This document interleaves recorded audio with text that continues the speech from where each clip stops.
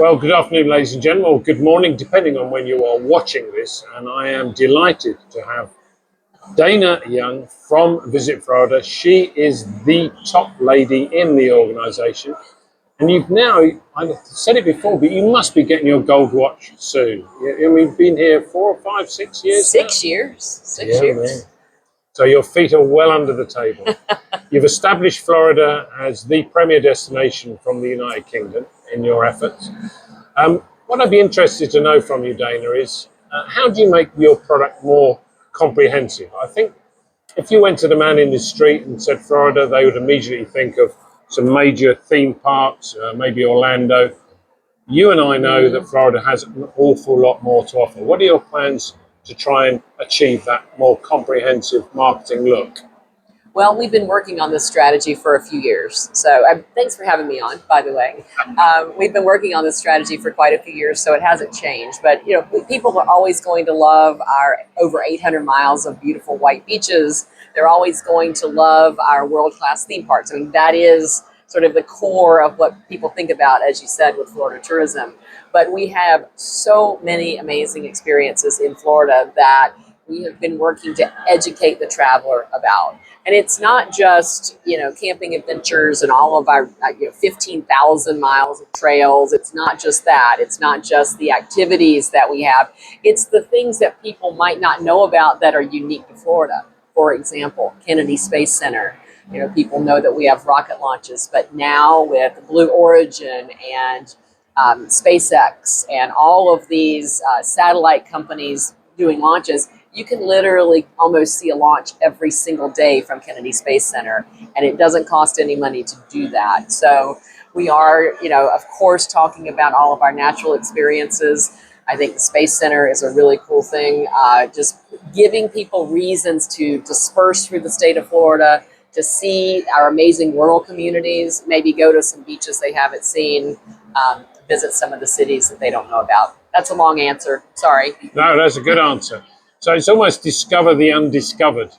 Almost, that's the theme, isn't it? I'll give you that one for free if you'd like to use it in your marketing, but discover the undiscovered. And around Kennedy Space Center, up and down that coast, there are some absolute gem destinations, like Stewart a little bit further north, the Barry Islands when you get even further north from that.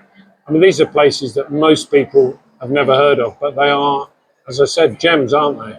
They are, and you mentioned Stewart, and this is very exciting news that Brightline has just formally announced that they will be adding a stop in Stewart between the Miami to Orlando route, and that will be online, I believe, in 2026. So the Brightline and its route up the east coast of Florida is going to give our visitors an opportunity to visit a lot of these coastal cities that are special and smaller and undiscovered to many people. And so we're very excited about that.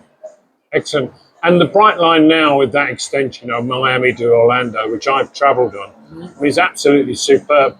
Have you noticed that, that's made a big effect in the ability for people to move around the state without necessarily going on I-95?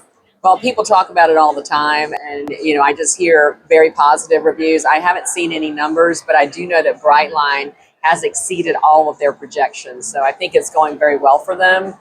It just makes sense that if you can take the train from Miami to the Orlando airport, it just opens up the southern half of our state. And once it's connected from Orlando to Tampa in the next 2 to 3 years, I think that truly is a game changer for tourism in that part of the state. Yeah, it truly is. And just my final question really is, over the next 2 to 3 years, your visitor numbers tend to increase almost year by year.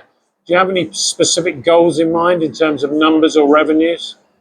We are just so pleased that every year we think it can't get higher, and it does. We're over 140 million visitors at this point, and we just continue working to give people reasons to come back, right? We don't want people to say, I've been there, done that, and I'm not coming back to Florida. So if we do our job, we should hopefully see increases continue.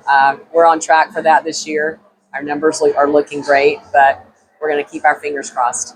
Marvelous. Well, thank you very much for your time. Thanks, Graham. Great to see you.